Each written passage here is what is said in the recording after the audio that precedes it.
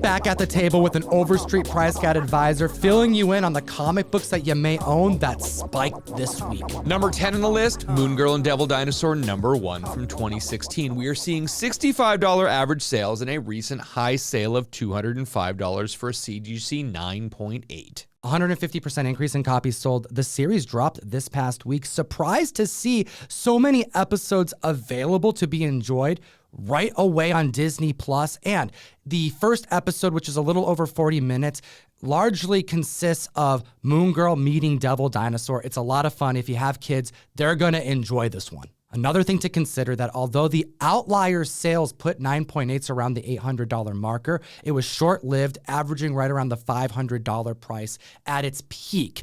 Now, we're seeing this book hit $200. This may be one of the prime times to grab an affordable key that hit the screen that I think a whole generation of kids are going to enjoy. We are here every week. Like and subscribe, and now we're going to talk about a book that was top secret.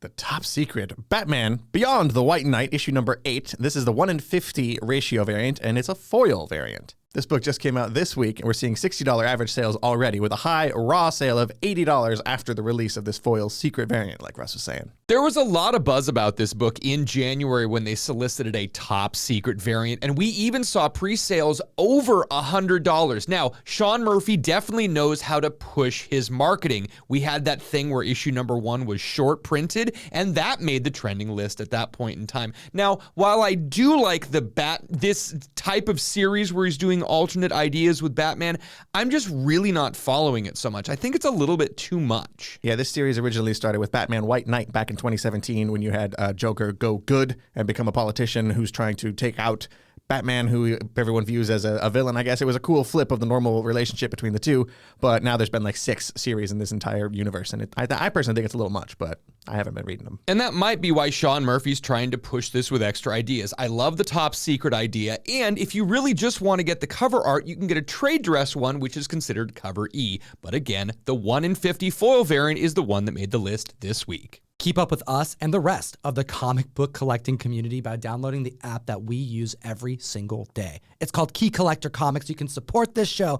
and get access to a free 2-week subscription to use the app in its entirety by using code TOM101.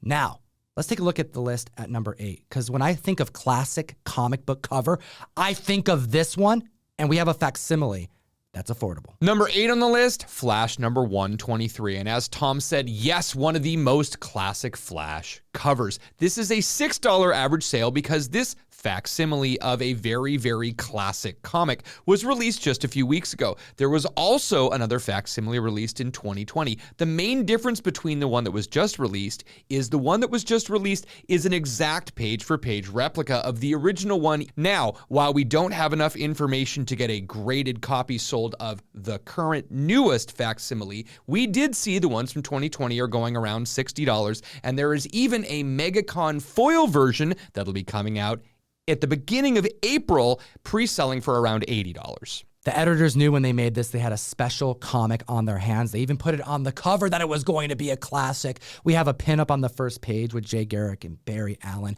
We have a notoriously difficult to acquire in high grade Silver Age key. There's one copy that exists at a 9.6, 7 at a 9.4. I remember the last 9.4 when it hit the market and sold for $19,800.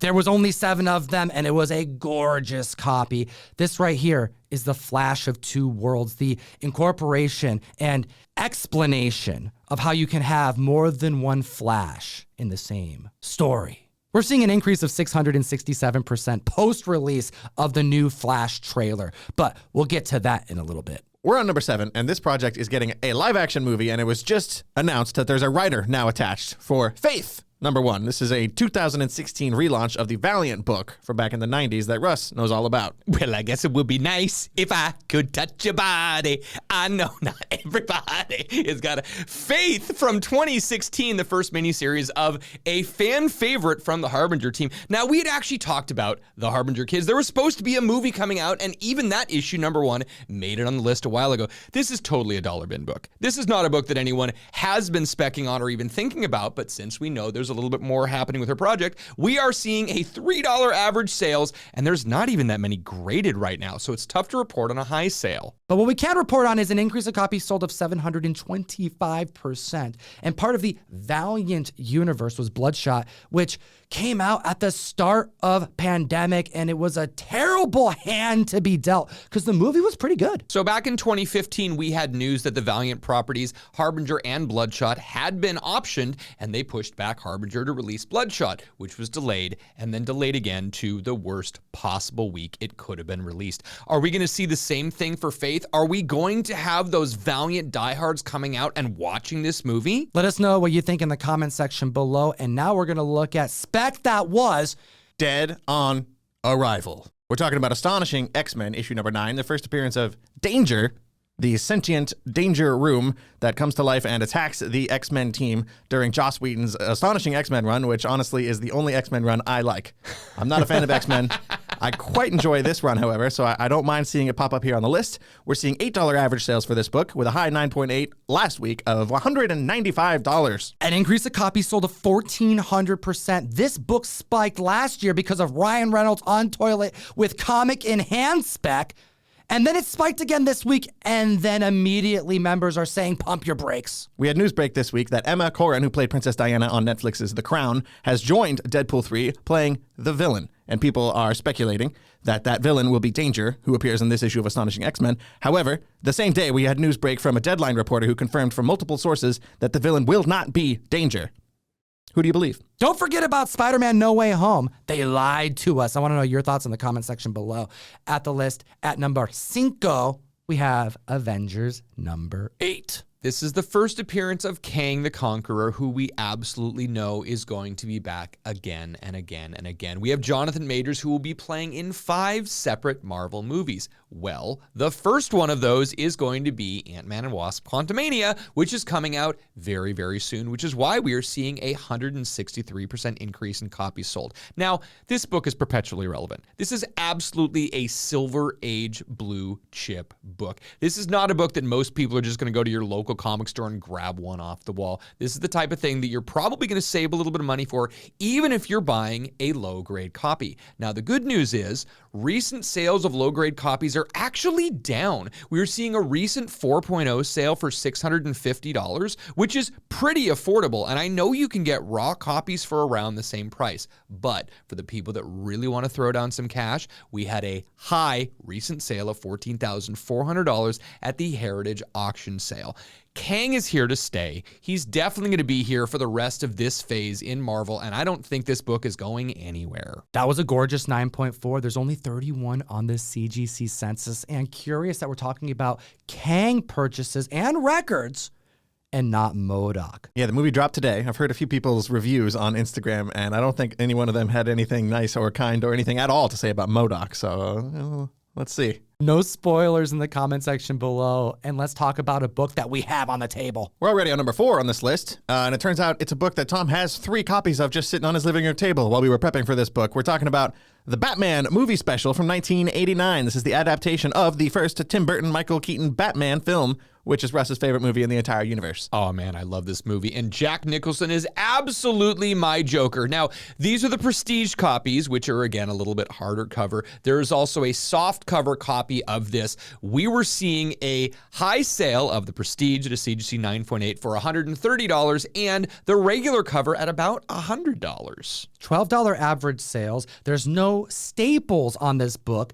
so be careful if you're looking to press it because that glue will leak out of the corners. I've done it before, but it's a fairly easy book to secure in high grade because of the thick spine and gorgeous paper quality. Oh, Vicky Vale. I mean, seriously, this brings me back. I love Jack Nicholson. I love thinking about him just going into the art museum and saying, Lawrence, broaden our minds. I mean, just like really, it's one of those things that I love this. This brings back nostalgia, and that trailer definitely helps me bring a little bit more of this Michael Keaton Batman nostalgia back. Yo, there is a straight up chance, not only are we for sure getting Ben Affleck Batman, not only do we have Michael Keaton, we could see a Robert Pattinson. We could see a Christian Bale. Now, they're gonna look at what's worked in the past as well as at other companies, and we just got a Spider-Man movie where it was the talk of the year, just a few scenes getting the right actors in the same frame. They could do it again.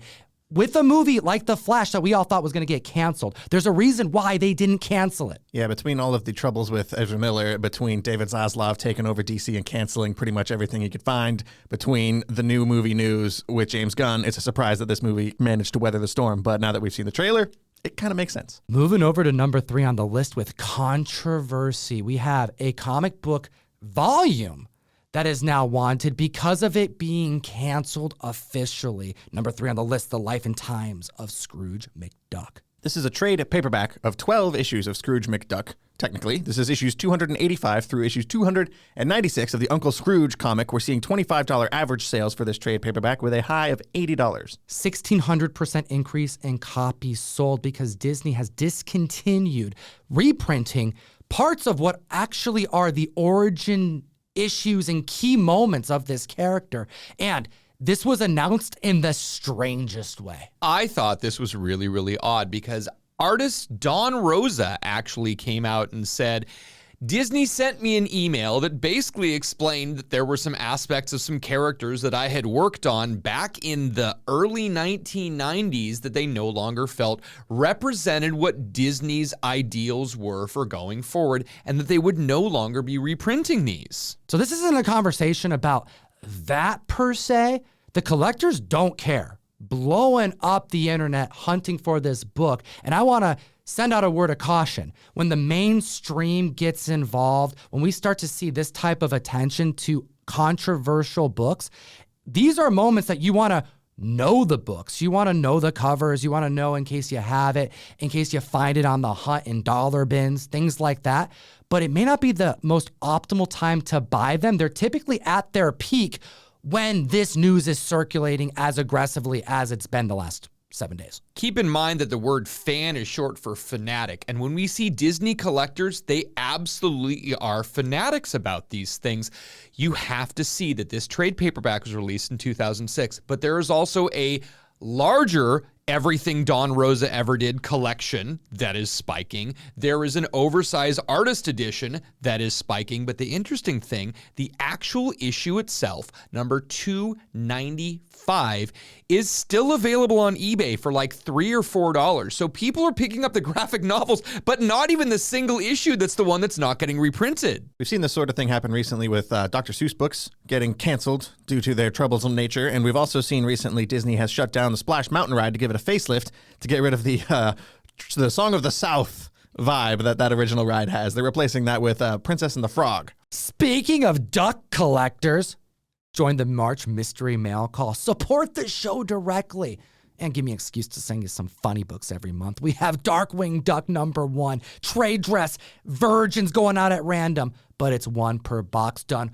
beautifully by Johnny Desjardins. I love the fact that these covers that Johnny is doing for the mail call are so atypical. You know that Disney has got a lockdown on how their characters are supposed to look, so we are really getting these almost Carl Barks-like painted covers. It's very, very cool. Make sure and check out ComicTom101.com to sign up. You have a couple weeks left to get this March box, more than a couple weeks actually, and it's worth it just for this one cover alone, but we definitely have more to reveal to you in the coming weeks. And now looking at the list at number 2, you may be surprised that Supergirl, Kara, who is featured in the Flash trailer, hadn't been seen in comics since the 80s until this next issue on the list. At number 2, Superman Batman #8 from 2004. We're seeing $18 averages for this book, and a 9.8 just sold this month for $158 for this book by Jeff Loeb and Ed McGuinness. I actually just finished rereading Crisis on Infinite Earths, and it's a lot. There's a lot going on there, but easily the most memorable part for me was the death of Supergirl, and I did not know that she did not appear at all in between. That, back in the day, it used to take a while for comic book superheroes to come back from the dead, unlike today. And that's what happened with this character, which is why we have a book from 2004 that you may have in your back issue bin, or you may be able to find on the hunt. There's an increase in copies sold of a strong 1,233%. And this book was actually printed with pretty great paper quality. There is one copy that exists at a 10.0, 16 at a 9.9, and a total of 820 slabs on the census. That is not many slabs for as many 10s and 9 9s that exist. Now, this book is from the early 2000s when DC did a fantastic job of having a little bit thicker cover along with their papers, which is why you're seeing 9.9s and 10.0s from this book. It also did come from the second arc, so while Ed McGuinness did great job on the first 6 issues, Michael Turner absolutely killed the cover art on the second arc. An affordable Michael Turner key comic book, just another reason to hunt for it. Hit the like, slap the subscribe button, and I want to know in the comment section below, did you expect Spider-Man Noir #1 to lead the list? Spider-Man Noir, or if you're a little bit less couth, Spider-Man Noir, it is $180 average sales and a $510 high sale for a CDC 9.8, 1,300% increase in copies sold. We haven't seen movement in this book since we had Nicolas Cage playing the animated voice in the Miles Morales movie. That might actually be the biggest reason I'm a little nervous about this project, because I think most normal people will associate Spider-Man Noir